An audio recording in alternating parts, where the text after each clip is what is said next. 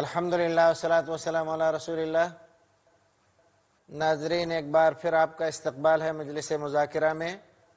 آج ہمارے ساتھ اسٹوڈیو میں موجود ہیں محترم جناب مولانا عبداللہ صاحب مدنی جھنڈا نگری، اور ہمارے ساتھ ہیں ڈاکٹر آر کے نور محمد عمری مدنی، السلام علیکم، اور محترم جناب سید عبداللہ طارق صاحب۔ تینوں ہی حضرات اپنے اپنے فیلڈ کے ماہر حضرات ہیں۔ آج ہمارے اس مذاکرے کا موضوع ہے جمہوری سیکولر ملک میں مسلم اقلیت کی ذمہ داریاں۔ اس موضوع کے تحت جو بات آج ہمیں یہاں پر ان حضرات سے جس پہ مذاکرہ ہم نے طے کیا ہے، مسئلہ ہے تعلیم کا۔ ناظرین، ہم اور آپ اس بات کو اچھی طرح سے جانتے ہیں کہ کسی ملک کے زوال اور پستی میں، عروج اور ترقی میں تعلیم کا بہت بڑا حصہ ہوتا ہے۔ جو قوم تعلیم سے پچھڑ جاتی ہے برابر پستی اور زوال کا شکار ہوتی رہتی ہے، اور جو قومیں ترقی کرتی ہیں ان کی ترقی کے پیچھے تعلیم اور تعلیمی نظام کی درستگی کھڑی ہوتی ہے۔ اس ملک میں 1000 سال حکومت کرنے کے بعد مسلمان آج جس سطح پر پہنچے ہوئے ہیں، اس میں بہت بڑا حصہ ہماری تعلیم سے دوری کا ہے۔ تعلیم کی طرف اگر ہم توجہ کرتے ہیں اور قرآن اور سنت کو اگر دیکھتے ہیں تو ہمیں یہ بات اچھی طرح معلوم ہوتی ہے کہ ہمارے نبی محترم نے، قرآن شریف نے اس سلسلے میں کسی طرح کی کوتاہی نہیں رکھی ہے۔ اس کے درجوں مرتبوں سے قرآن اور سنت کے صفحات بھرے ہوئے ہیں۔ میں شروع کرتا ہوں محترم جناب عبداللہ مدنی جھنڈا نگری حفظہ اللہ سے۔ تعلیم سب کے لیے یا کسی کسی کے لیے؟ اسلامی نقطۂ نظر سے تعلیم کس کے لیے؟ تعلیم سب کے لیے، ہوا اور پانی کی طرح اسے بھی عام ہونا چاہیے۔ اسلامی نقطۂ نظر سے ہم یہ بات کہہ سکتے ہیں کہ اسلام نے تعلیم کی طرف جس قدر توجہ دلائی ہے، اور ایسے ماحول میں جب کہ ان پڑھ پن، جہالت عام تھی، اور عرب معاشرے میں چند افراد لکھنا اور پڑھنا جانتے تھے، ایسے سخت حالات میں قرآن کا آغاز ہی نہیں بلکہ نبوت کا آغاز اقرا سے ہوتا ہے۔ اللہ کے رسول صلی اللہ علیہ وسلم کو نبی بنائے جانے کے عمل کا آغاز ہی اقرا سے ہوا کہ آپ پڑھیں، اور پھر حضرت جبرائیل علیہ السلام نے آپ کے سینے کو مکہ ہی میں علم اور حکمت سے آ کر کے بھر دیا تھا۔ اللہ کے رسول صلی اللہ علیہ وسلم کا خود فرمان ہے کہ میں مکے میں تھا اور چھت پھاڑی گئی، فرجا سقف بیتی وانا بمکہ، میں مکے میں تھا، میرے گھر کی چھت پھاڑی گئی، حضرت جبرائیل علیہ السلام آئے تشت لے کر کے، علم اور حکمت سے بھرا ہوا، آپ نے آپ کا سینے مبارک زمزم سے دھویا۔ کس قدر اہتمام ہے علم کا اور حکمت کا! اتنا اہتمام ہے کہ حضرت جبرائیل علیہ السلام لے کے نازل ہو رہے ہیں سونے کے تشت میں، جو سب سے معادن میں اشرف اور اچھا سمجھا جاتا ہے، اور پھر مکے میں جو بڑی مقدس سرزمین ہے، اور پھر زمزم کے پانی سے آپ کا سینے مبارک دھلا گیا۔ اس قدر اہتمام فرمایا ہے۔ ایسی امت کے بارے میں یہ سوال آئے کہ کیا تعلیم سب کے لیے؟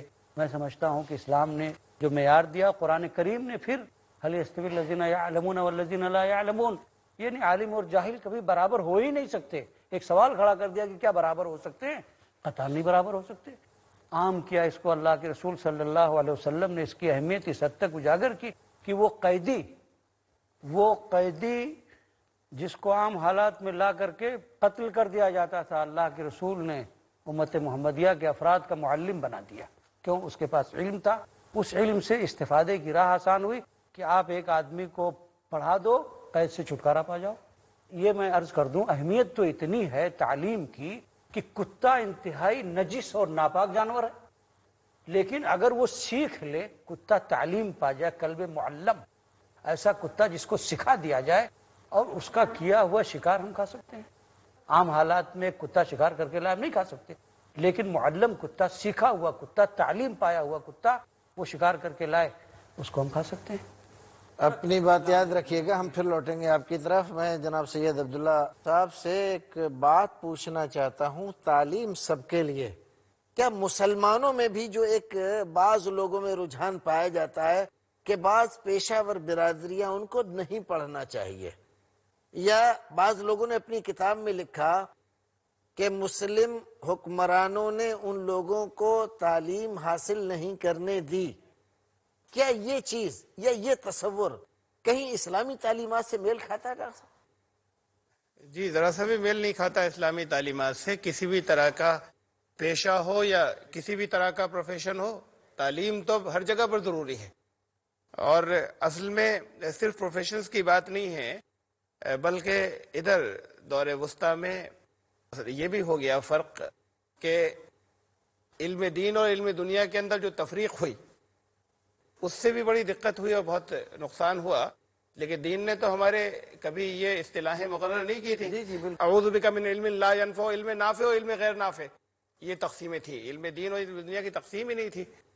تو اس کی وجہ سے درمیان کے دور کے ہم بہت عزت کرتے ہیں، بڑا احترام کرتے ہیں، لیکن درمیان میں ایسی ضرورتیں آئیں کہ انہوں نے کہا کہ علم دنیا سے بچیں، یہ نقصان پہنچا رہا ہے۔ اس میں علم دنیا تو کچھ تھا نہیں۔ یہ تو ذرا سا غور کریں اس پہ، کتنی عجیب بات ہے کہ کنویں کے پانی میں سے کتنے ڈول پانی نکالیں، اگر بلی اس کے اندر گر کے مر گئی ہے کہ پاک ہو جائے گا، یہ تو علم دین ہے۔ اور جمنا کے پانی کو جس کے اندر مردے جو ہیں وہ بہائے جاتے ہیں، اس میں ساری انڈسٹریز کا ویسٹ اس کے اندر آتا ہے، اور پوائزن اور زہر، اس کا پانی کالا بھی ہے اور اس کی بو بھی ہے، اور اس کو دلی کے 1 کروڑ لوگ پیتے ہیں، واٹر ورکس ڈپارٹمنٹ اس کا ٹریٹمنٹ کرتا ہے، اسے کیسے پاک کیا جائے؟ یہ علم دنیا ہو گیا۔ علم دنیا یہ علم دین کیوں نہیں ہوا؟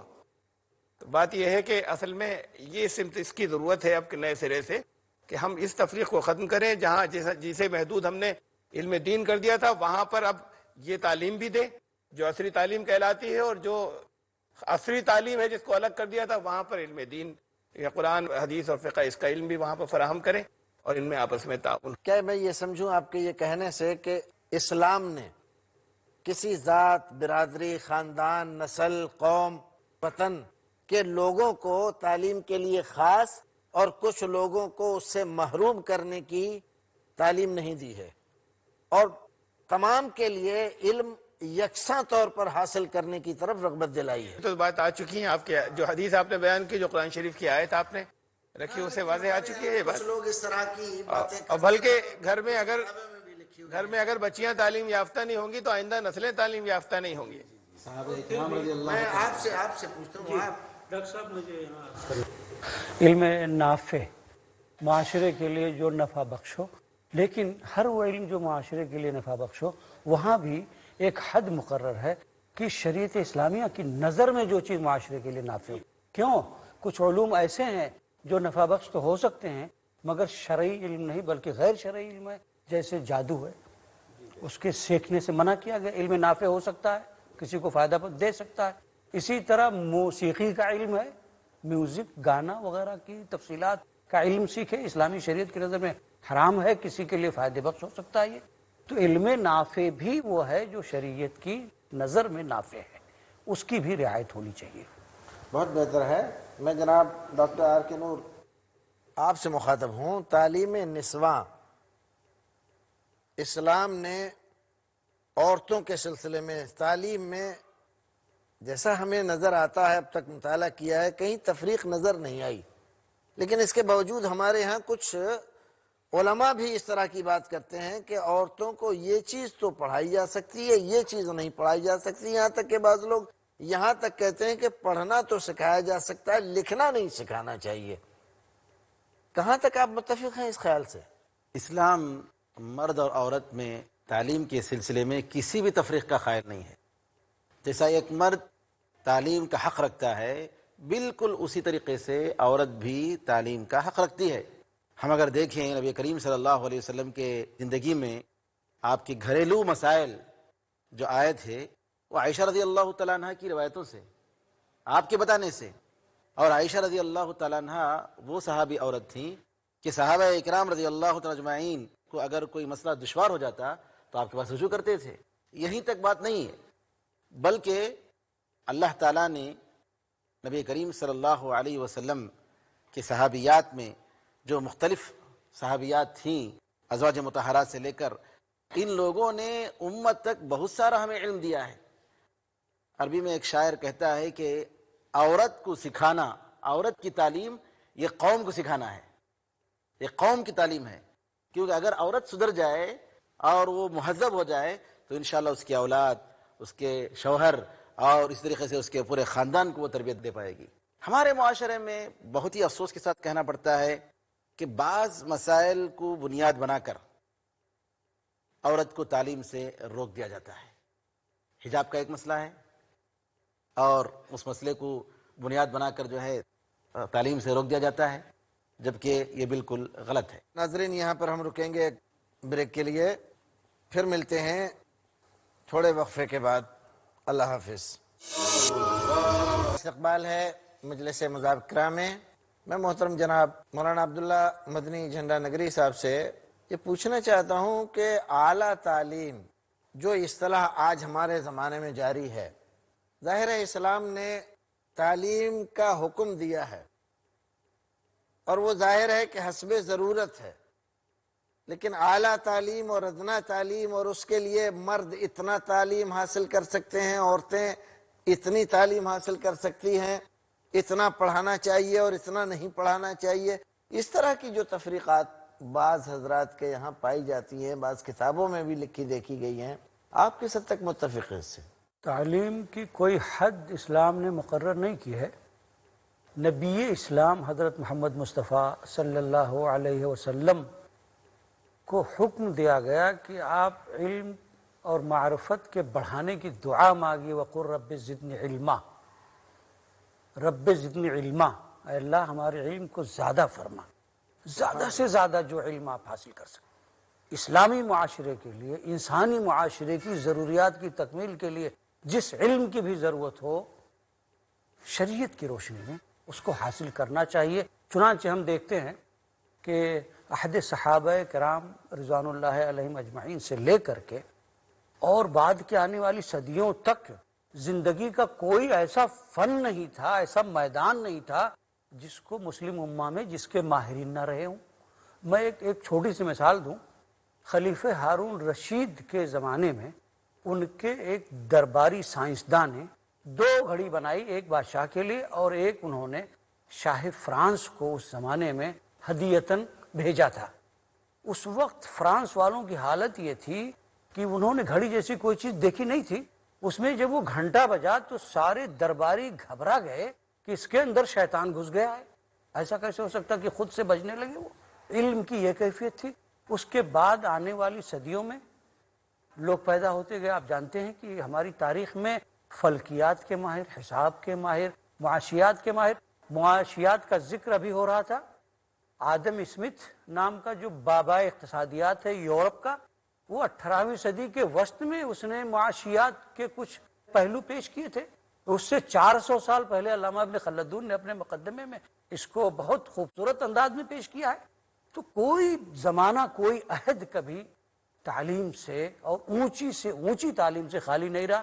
خواتین کا مسئلہ ہے، صرف ایک ہی امام مسلمانوں کی تاریخ کی ایک علمی شخصیت علامہ ابن عساکر رحمہ اللہ کے مشائخ اساتذہ کی فہرست میں 80 خواتین ایسی ہیں جن سے انہوں نے حدیث کی روایت کی ہے۔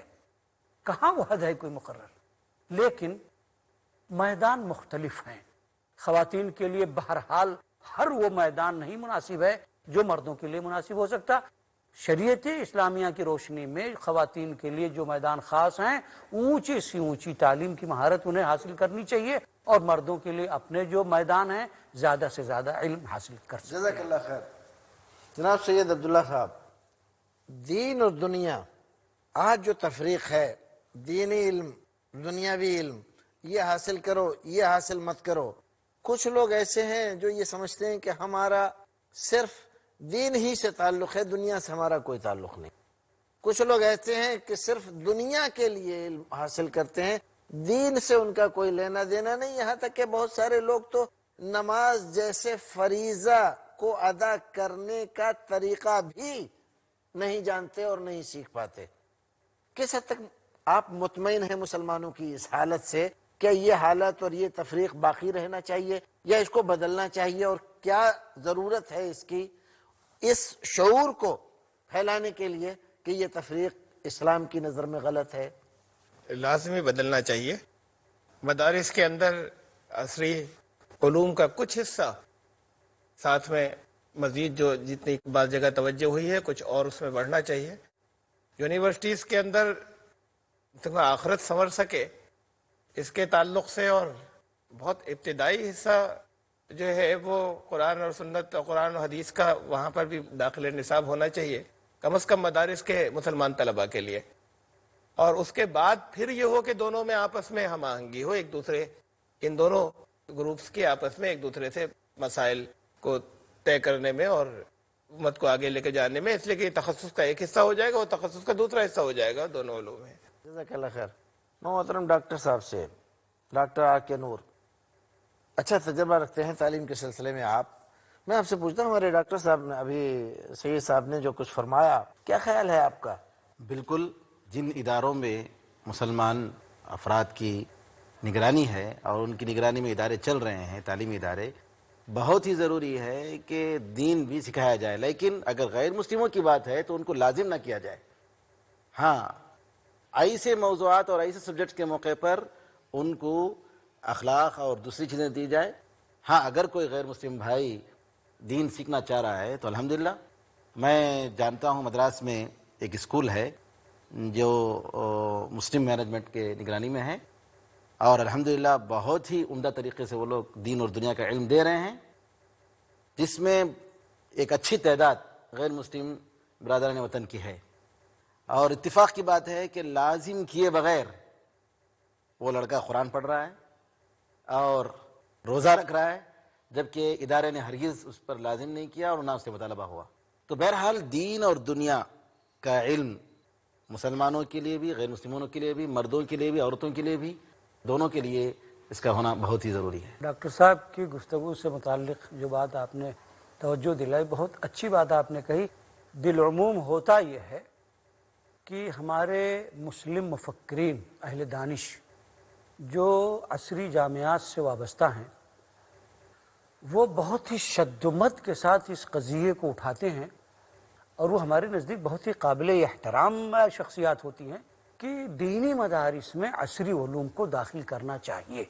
یہ اس بات کی فکر کم ہوتی ہے کہ مسلمانوں کے عصری درسگاہوں میں الحاد پھیل رہا ہے، دین سے دوری بڑھ رہی ہے، فرائض سے غفلت برتی جا رہی ہے، بلکہ دین و شریعت کا مذاق اڑانے والے پیدا ہو رہے ہیں۔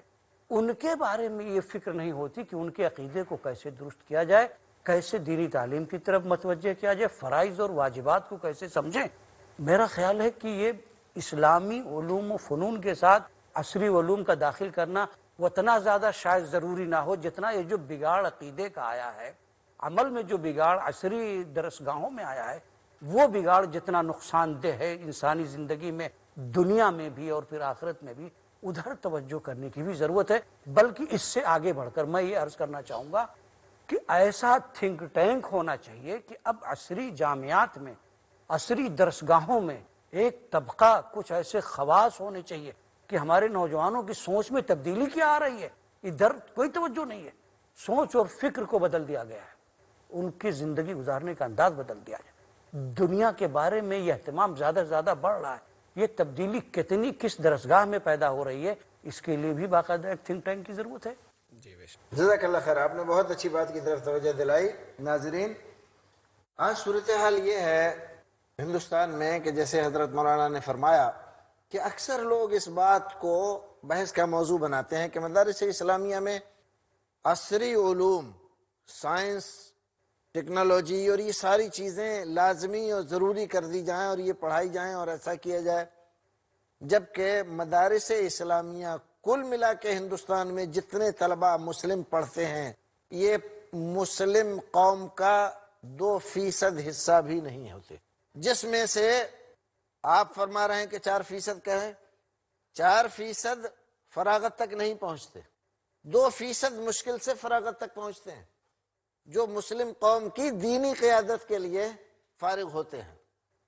ان کے لیے اتنا زیادہ واویلا، شور شرابہ، مساجد کو، مدارس کو ٹارگیٹ بنانا، علماء کی بے عزتی، بے حرمتی تک پہنچنا، دین کی بے وقتی ظاہر کرنا، اور ہماری یہ عصری درس گاہیں جن پر لاکھوں نہیں کروڑوں روپیہ عوام کا، حکومت کا خرچ ہو رہا ہے، اور جہاں سے ہماری قوم کے نہ ملی اور نہ دینی کسی طرح کی کوئی بھی ذمہ داری نبھانے کی بات نہیں کی جا رہی ہے، وہاں پر دینی علوم، دینی تربیت، دینی تعلیم، ان کی طرف توجہ نہیں ہے۔ جو مدارس ہیں وہ ادارے ہمارے ہاتھوں میں ہیں جی، وہاں جس چیز کی ضرورت ہے ہم کر سکتے ہیں، وہ سب ہمارے ہاتھوں میں نہیں ہے، اس کے لیے ہم کچھ اور کر سکتے ہیں، ضرورت ہے وہاں، اس کے لیے ہم کچھ اور کر سکتے ہیں کہ جتنے ہمارے ہاتھوں میں ہے وہ عصری تعلیم کے ادارے، وہاں تو لازمی ہو یہ تعلیم قرآن اور حدیث کی، اور جو نہیں ہے اس کے لیے ہماری فکر کی ضرورت ہے۔ بچپن سے والدین گھر کے ماحول ان کو ان چیزوں کو دے کے جو کچھ وہاں سکھایا جا رہا ہے اس کا توڑ ان کے ساتھ میں لگاتار رہے۔ ہم نے کیا ہے، اپنے گھروں میں کیا ہے، ہمارے جاننے والوں نے کیا ہے، اور اس بات کی طرف سے الرٹ رہیں کہ وہ جو کچھ وہاں پہ سیکھ کے آ رہے ہیں اس سے ان کی ذہن سازی نہ ہو، بلکہ گھر کے اندر ان کی دینی تعلیم کا الگ انتظام ہو۔ جی ڈاکٹر صاحب، معذرت کے ساتھ ذہن سازی ایک الگ مسئلہ ہے، اور یہ کہ یہ جو ہمارے ہاتھ میں ہے یہ ایک الگ مسئلہ ہے۔ کیا ہمارے ہاتھ میں جو ہزاروں تعلیمی ادارے، ہائی اسکول، سیکنڈری اور کالج کی حد تک جو مسلمان چلا رہے ہیں، سارا مینجمنٹ مسلمان کے ہاتھ میں ہے، اور وہاں پر بالکل دونوں چیزوں کی ضرورت ہے۔ یہ کہہ رہے ہیں کہ دین یہاں ہے محض فارملٹی کے لیے ہے۔ ہم اس بحث کے آخر تک پہنچتے ہیں۔ آج ہم نے اس مذاکرہ علمیہ میں جو باتیں ڈسکس کی اس کے نتیجے میں یہ باتیں سامنے آ رہی ہیں ہمارے کہ اسلام کا پیغام تعلیم سب کے لیے، یہ اس بات پر ہمارے سارے مذاکرہ میں شریک حضرات متفق ہیں کہ اسلام کی یہ عام تعلیم ہے، اور تعلیم کے لیے کسی خاص قوم، برادری، ذات، علاقے، نسل کو نہیں رکھا گیا ہے، بلکہ تعلیم سب کے لیے ہونی چاہیے۔ اور ناظرین، اس طرح ہم اس مجلس مذاکرہ کے اختتام تک پہنچتے ہیں، اور یہ امید کرتے ہیں کہ آپ حضرات نے اس سے ضرور فائدہ اٹھایا ہوگا، اور انشاءاللہ اٹھائیں گے۔ اللہ رب العزت ہمیں اور آپ کو نیک عمل کرنے کی توفیق عطا فرمائے، مسلمانوں کی تعلیمی حالت کو درست فرمائے، اور ملک کی ترقی میں ان کے ذریعے زیادہ سے زیادہ حصے داری سامنے آئے۔ ناظرین، یہاں یہ سلسلہ اس مجلس مذاکرہ کا ختم ہوتا ہے۔ بہت ساری باتیں نکل کر سامنے آئی ہیں، ہمارے شریک مذاکرہ حضرات نے جو باتیں بتلائی ہیں ان پر توجہ دینے کی ضرورت ہے۔ ملت سے درخواست ہے کہ ان مسائل کو وہ سوچے، غور کرے، اور ان کو جس طرح سے حلول پیش کیے گئے ہیں اور دیگر حضرات سے بھی ڈسکس کرے تاکہ ان کا کوئی حل نکلے۔ وآخر دعوانا الحمدللہ رب العالمین۔ اللہ حافظ۔